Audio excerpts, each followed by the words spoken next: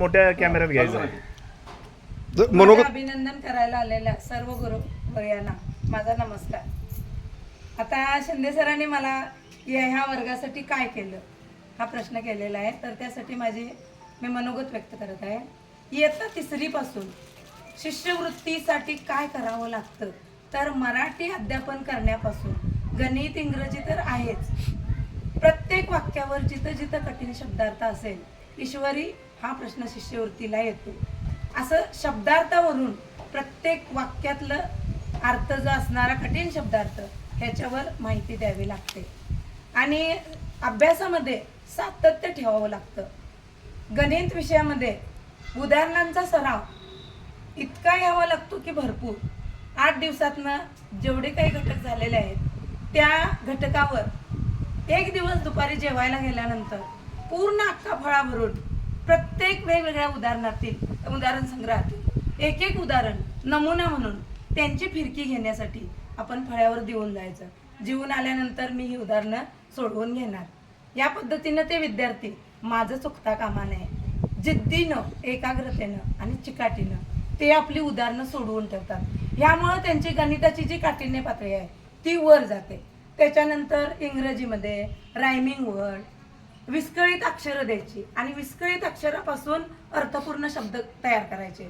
यामध्ये या मुलीने तरी 5 मिनिटं मॅडम, तो विषय आमचा 5 मिनिटं म्हणायच्या आणि 10 म्हणता 20 शब्द विस्कळीत अक्षरं द्यायला लावायच्या आणि त्याच्यापासून अर्थपूर्ण शब्द तयार करायचे. ह्यामुळे त्यांचा इंग्रजीचा बेस चांगला झाला. मग रायमिंग वर्ड असतील, वाचन असेल, प्रश्न उत्तरांचा सराव, मी पाठ्यक्रमावर प्रश्न तयार करणे हा भरपूर आम्ही सराव घेतलेला आहे. ह्याच्यामध्ये आपण कुठं मागं पडतो तर परिसर अभ्यास इयत्ता 3री, 4थी आणि 5वी घटकातले जे अधोरेखित आणि ठळक शब्द जे आहेत त्याच्यावर एक एक वाक्याने वाक्य प्रत्येक घटकानुसार वहीवर काढायचं आणि इयत्ता 5वीवर तरी नोट्सच काढून मी दिल्या होत्या अर्चना तोंडले मॅडमना. त्या पद्धतीनं त्यांनी मला दिल्या आणि 2018, 2020 आणि 2000 अर्चना तोंडले मॅडमांचा 22 ह्या 3 वर्षाचे PDF हे मी प्रत्येक पेपर PDF आला म्हटलं की छापायचा आणि मुलांना द्यायचा. तो पेपर सोडवून घेतला की त्याच्यातल्या शंका कुशंका ह्यांचं निरसन करणे. फक्त एक समृद्धीचा प्रश्नसंच मी सोडवून घेतलेला आहे, नाहीतर शब्दकळी, शब्दतरंगचे पेपर आणि राधानगरी, आजरा, कागल आणि आपला भुदरगड ह्या तिन्ही तालुक्यातील जे PDF सराव पेपर आहे ह्या सराव पेपरांचा मात्र माझ्या विद्यार्थिनीने आणि मी अगदी धुळा पाडला होता. आणि उत्तरपत्रिका तयार करणं हे 3 हायेस्ट विद्यार्थी आणि आम्ही 4घांनी उत्तरपत्रिका तयार करणे हा पेपर होता. त्या तालुक्यामध्ये फोन करायचा, त्यांना म्हणायचं तुम्ही उत्तरसूची पाठवा. मी हे केलेलं नाही.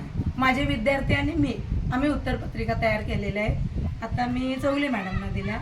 आता अजून डाकरे सर वगैरे यांना माझ्याकडे मागणी आहे. अशा पद्धतीनं ह्या मुलांना मी 3री आणि 4थीमध्ये महाराष्ट्र टॅलेंट सर्च या परीक्षेसाठी त्यांना पुरेपूर मार्गदर्शन केलं. त्यामुळे मला या 5वीच्या वर्गासाठी त्यांना जास्त राबावं लागलं नाही. अभ्यासक्रम पूर्ण करणे आणि पेपर सोडवून घेणे, शंका निरसन करणे एवढे बोलून मी माझे 2 शब्द संपवते. जय हिंद, जय महाराष्ट्र. मंथनला बसवलं की 298 राज्यात प्रथम. मंथनमुळे बेस तयार होतो. शब्दतरंगचे पेपर